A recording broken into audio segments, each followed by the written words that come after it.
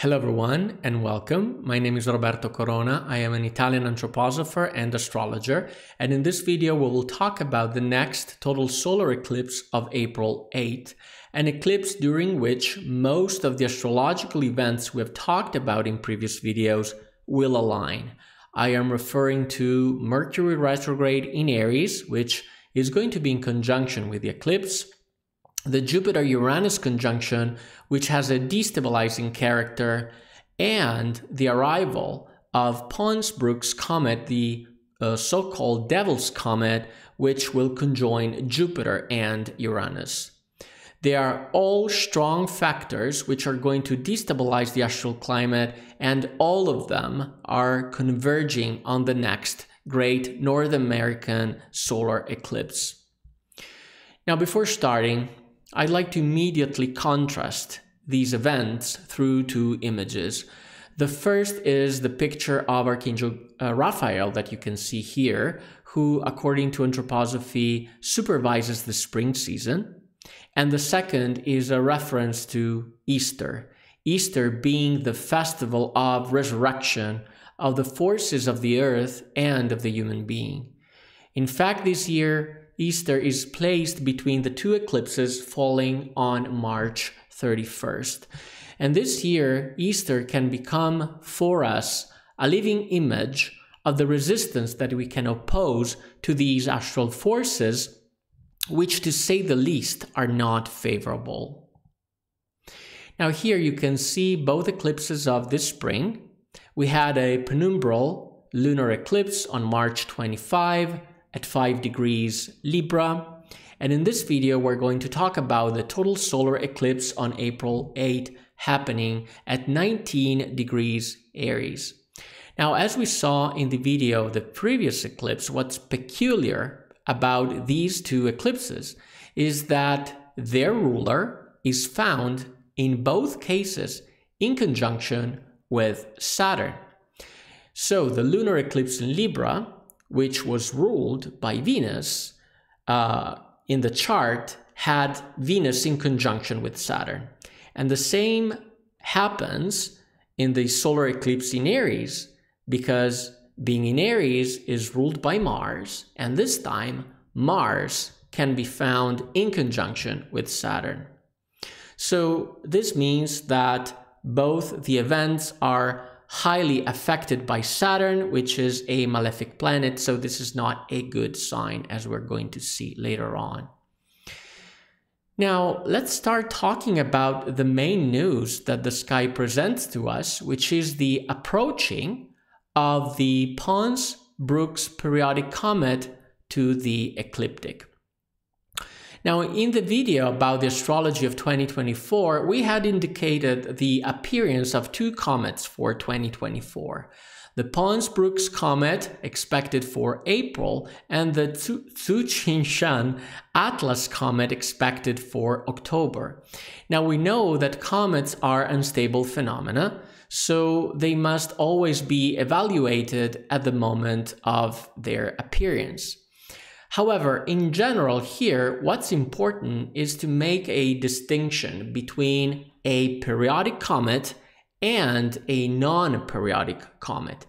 In fact, Rudolf Steiner, pioneer and founder of spiritual science, showed us that non-periodic comets are benevolent, as they collect the noxious astral substance of the solar system, and they basically expel it outside of it so that it never comes back.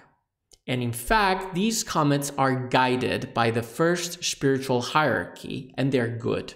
So non-periodic comets are benevolent, whereas periodic comets are malevolent, and the Pons-Brooks Comet is one of them. And why is that? Because they collect this harmful astral substance, but they send it back to us, returning towards the Earth with a certain periodicity, hence the name periodic. And so they collect these nasty forces and they give it us back, basically. And in fact, these comets are ruled by the forces of hindrance that are adverse to terrestrial evolution. Now, the Pons-Brooks Comet is a periodic comet. Again, it is harmful. And in particular, it comes back roughly every 70 years.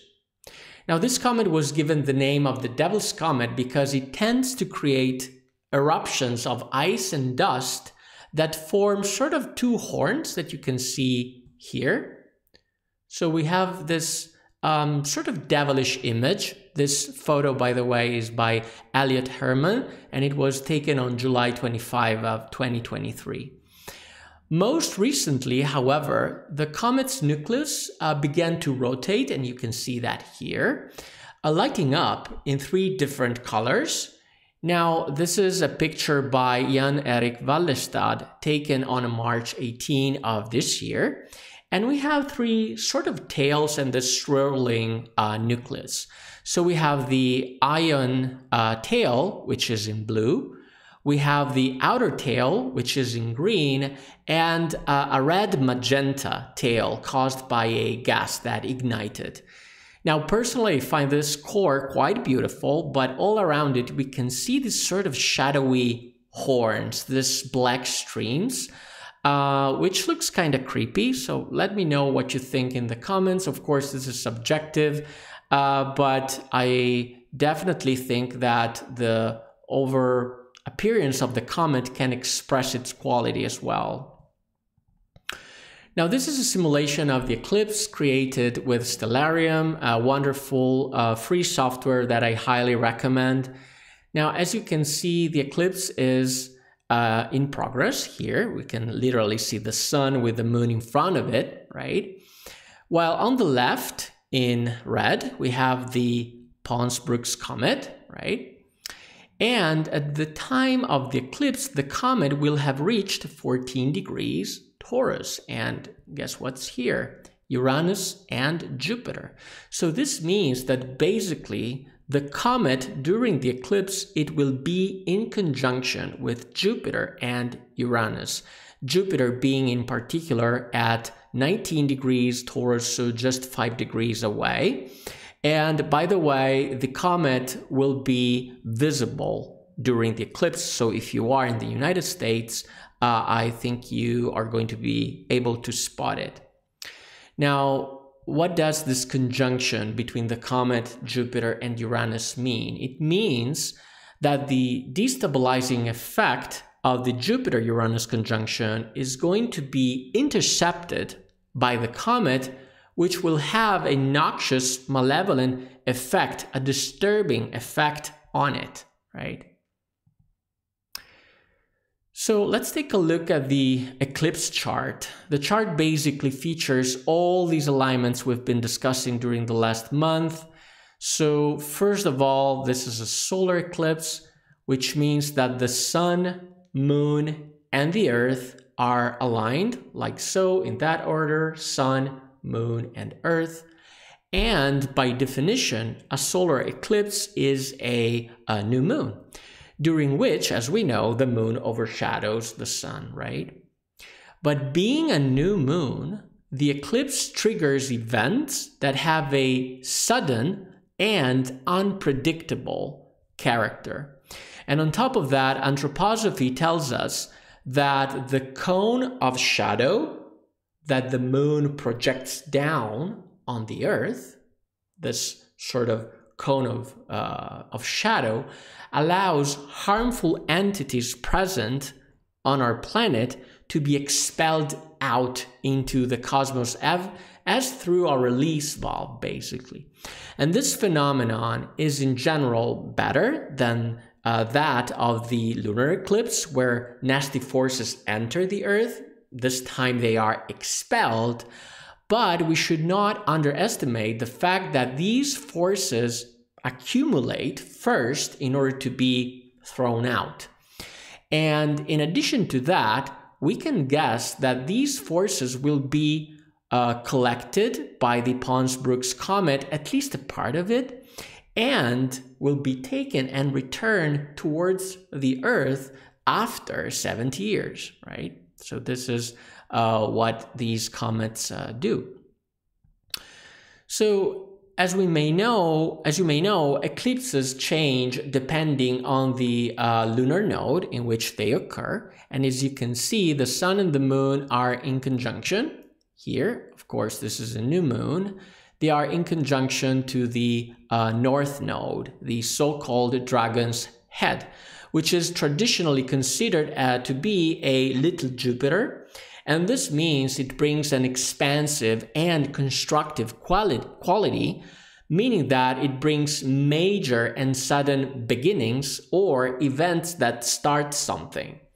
But in particular, the sun and the moon are located at 19 degrees and 24 minutes Aries, here, in the starry image of Pisces. Now, this means that these sudden beginnings are mediated by the forces of Aries, which means that they are truly explosive beginnings. And this is because Aries is a cardinal fire sign, right? It is very fiery, very powerful. And this means that the eclipse could lead situations to literally explode, even at an international level. And this is really indicated by so many factors in the chart. Now, first of all, Mercury. This is Mercury retrograde in conjunction with the sun and the moon. We discussed about Mercury retrograde in Aries in the last video. I'll leave you the link in the description down below. But this Mercury is, to say the least, unfavorable for communication and mediation, and could lead to fights, if not even to war or declarations of war. And Mars is the ruler of Aries and lord of the eclipse. And as we mentioned, look at that, Mars is in conjunction with Saturn in Pisces. Now, this means that the chart features the conjunction between the malefic planets. And this is, of course, a very, very bad indicator, which could lead to emotional drama. Why emotional drama? Because Mars and Saturn, they are both in Pisces, which is all about emotions, right? And not only drama, but with Saturn, we could also have this feelings of strong disillusionment, if not even fear as well. Now, on top of that, Mars is making a sextile to the Jupiter-Uranus conjunction. Here it is. And we discussed about it again in the video of Jupiter in Gemini. I'll leave the link down in the description down below to this video as well, because before moving to Gemini, Jupiter is making this conjunction we discussed about, but it essentially represents the destabilization of the Earth element, of course represented by Taurus, because Jupiter and Uranus, they're both in Taurus, and Jupiter expands the effect of the planet of revolution, which is Uranus. So again, this could lead to major changes, major revolution, and also to major earthquakes as well, because this configuration makes the Earth element unstable. Now, on top of that, remember that, as we just said, the Pons-Brooks Comet is here, and it is taking advantage of this conjunction. Now, finally, from a spiritual perspective, we have the starry image of Pisces. The event is taking place in this constellation, which in astrosophy is connected to the spiritual hierarchy of the thrones, the spirits of will, and to the Trinitarian principle of the Father. Now, in particular, Pisces represents the law of the Father, which is the law of karma. So here is indicated a release of the karma of humanity that must confront the consequences of their actions and decisions. So there is no point in hiding that this is a chart with quite dramatic implications. Now, as always, we can use astrocartography to understand where in the world the eclipse is going to be stronger. Now, here you can see the lines where the eclipse is going to take place on one of the 4 angles of the chart. In red, the ascendant line here and here. In yellow, we have the descendant line crossing Europe. The most powerful one is, without any doubt, the midheaven line, this green line, crossing North America. And in blue, we have the icy line. Now, why the midheaven line, the green line, is the strongest? Because if we compare this chart with the actual path of the eclipse, we can see that the most affected area is, without any doubt, North America. This is a picture taken from the website timeanddate.com, and we can understand why this is called the Great North American Eclipse, right?